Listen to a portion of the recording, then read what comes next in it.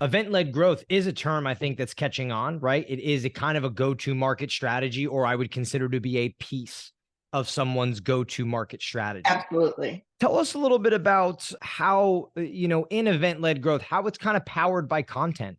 So events are content. So Yeah. events are event-led growth. And I think that without content, you can't have events. And without events, you can't have content. So it's Hmm. kind of like one hand washing the other. Flash is powered by events, right? We're an event company. So we typically build our programs around events. And then I build content around those events. More specifically, we use the events to create content. Yeah, so I think those are such good distinctions here, right? So first is, I think when a lot of people hear content, they think about building content to utilize at your event, which I think is common and it's normal, and that's a piece of it, right? But what I really like about Yep. what you're saying is, because I'm a huge believer in the fact that a lot of people miss the opportunity that at the event you should be creating content, because then it can be distributed, built out, and utilized so many different ways moving forward, event to event. So you have anything specific for people who are going to events and like how to create content at your events that we could talk about?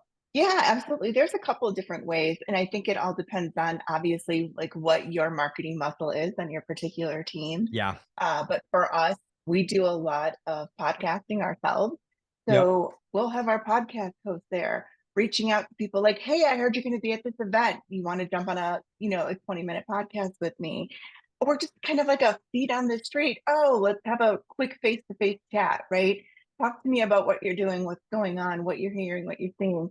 And it's that kind of interaction, right? Because everyone knows events are for connections.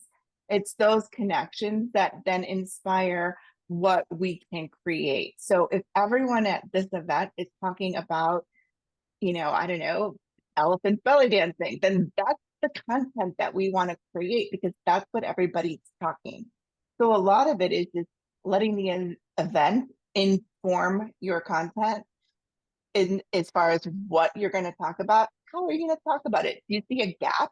Like if everyone's talking about this buzzword and you're like, but what about this? Maybe you should be talking about that because maybe other people are wondering too. So I think there's that level of it. And then again, there's like the video aspect of it. You don't have to have a video production team. You can have, an iPhone and a really nice smile and you're going to get great content from an event.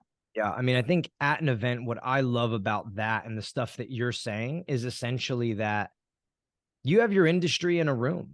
You have your Absolutely. prospects, you have your ideal clients, you have partners, vendors, supplier. I mean, most of the time you have all of these people there. So the industry conversation that is essentially important to all, or and really probably more importantly, what's important to your customer is you can be Yes. the host of that discussion and then go and tailor and create content around that, which essentially almost in a way creates a magnet for you with your customers. Um, Absolutely. Makes them feel like you care Are about you what they're thinking about. and you do, because right, if you're there and your customers are there and you're hearing the same thing over and over again, maybe it's a pain point. Maybe it's a pain point that you happen to be able to address really, really well. Well, guess what? That's an entry for you, but it's also a solution for that customer, a way to address a pain point. You have this problem, guess what? Here's a solution for you.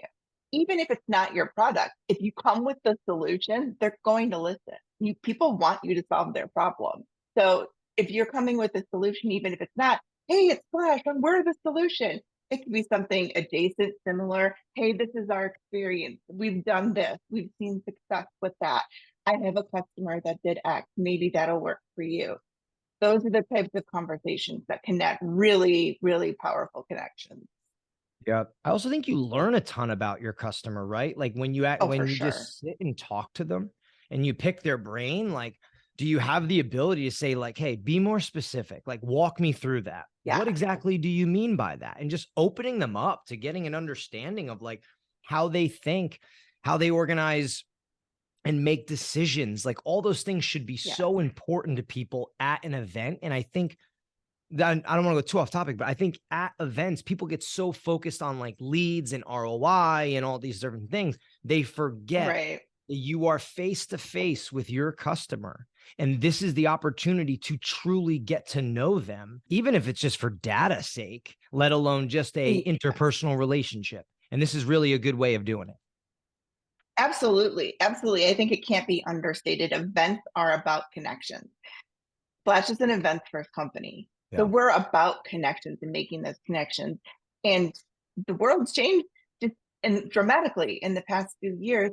And I think that people crave those connections. And if you are not, you and your company, if you're not taking those opportunities to make those connections, you're really missing out on a chance to, really make impressions on people about your company.